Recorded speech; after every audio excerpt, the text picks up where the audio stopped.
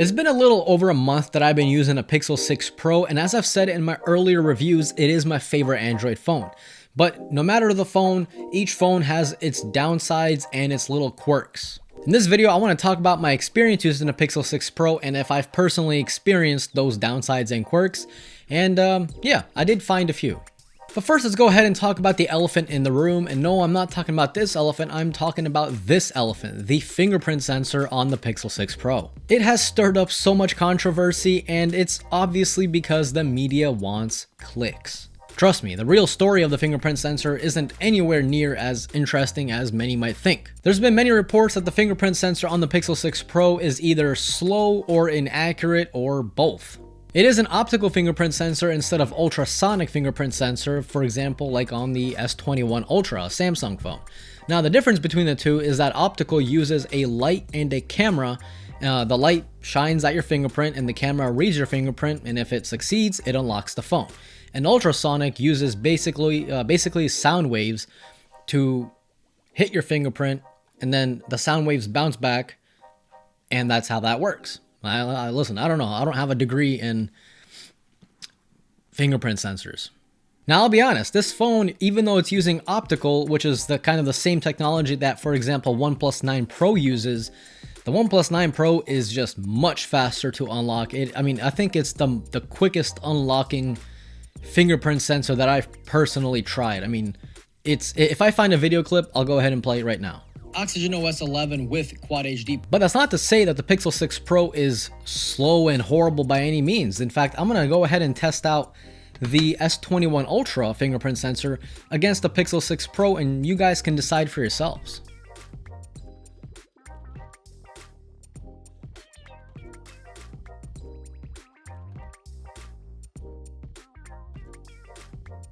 Look, is the difference there? If you look closely, yes. If you look closely, the S21 Ultra is a little bit quicker. And what I mean by if you look closely, I literally mean freeze frame. So frame by frame.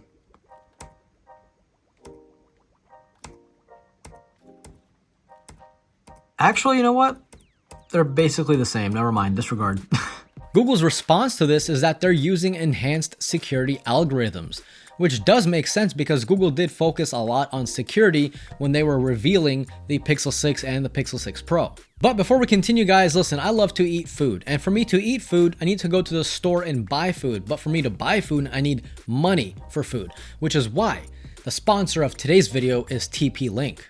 TP-Link has sent me a care package full of goodies, and I'm going to talk about my favorite one. This is the TP-Link Deco X20, which is an AX1800 whole home mesh Wi-Fi 6 system. It comes with 3 mesh units, which is good enough for up to 5,800 square feet. I personally have mine set up in my office, the kitchen, and my garage. Setup is incredibly easy. It takes like 2 to 3 minutes at the very most to get running. Just follow the on-screen instructions and you're good to go. This is a must-have product for me personally because, hey, if I'm paying for Wi-Fi, I want Wi-Fi. I don't want to have dead zones in my home. The Deco X20 helped eliminate all the dead zones in my house, and I even have Wi-Fi in my backyard, in my front yard, and even in my basement.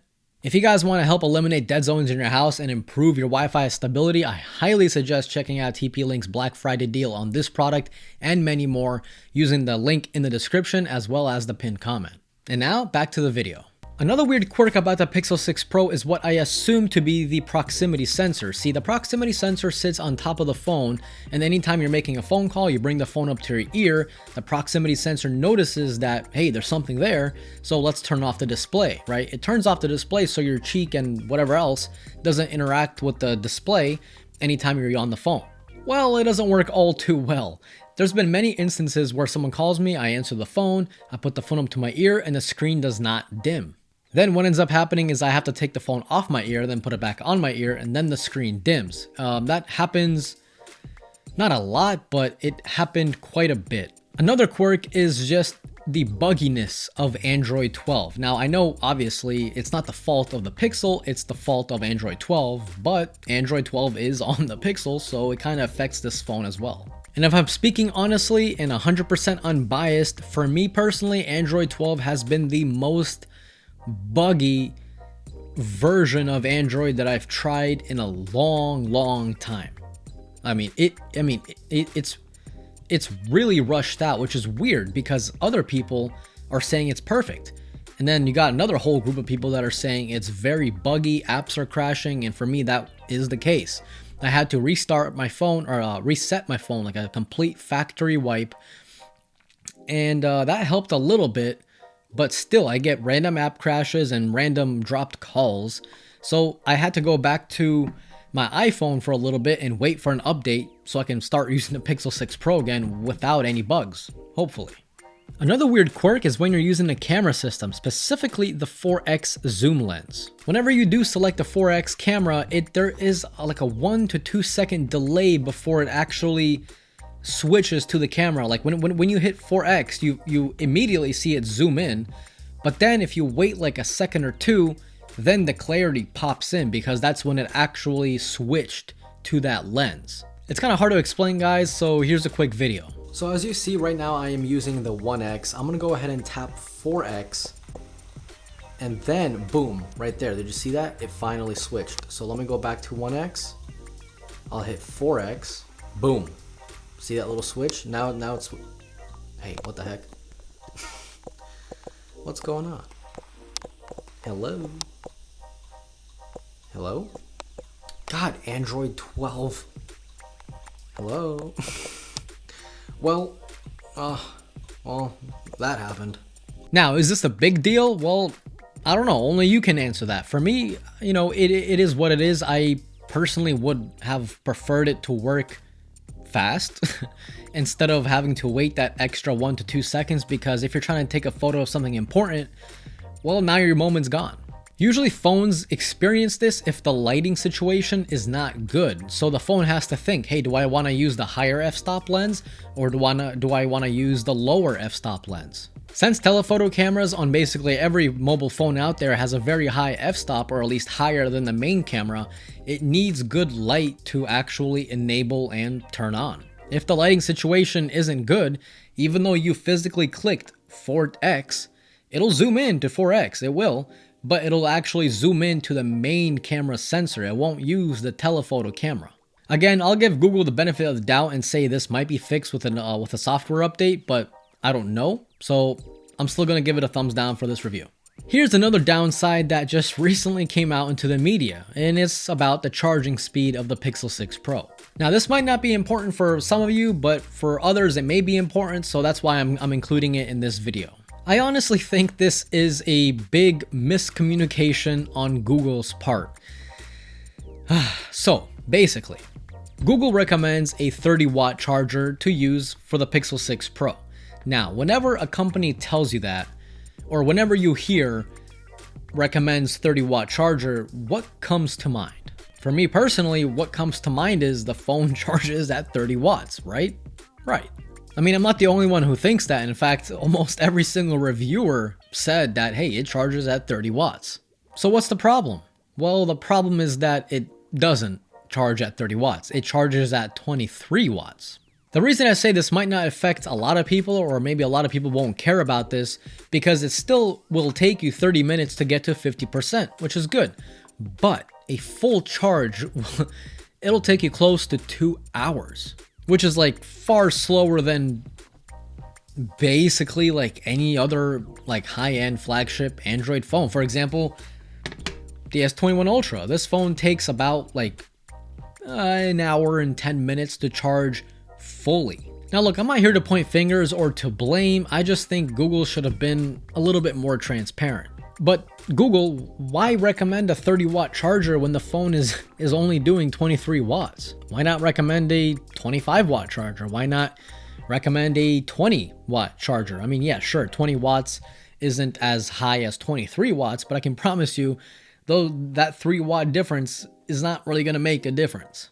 But also, this problem wouldn't be a problem if we just had chargers in the box. That's it.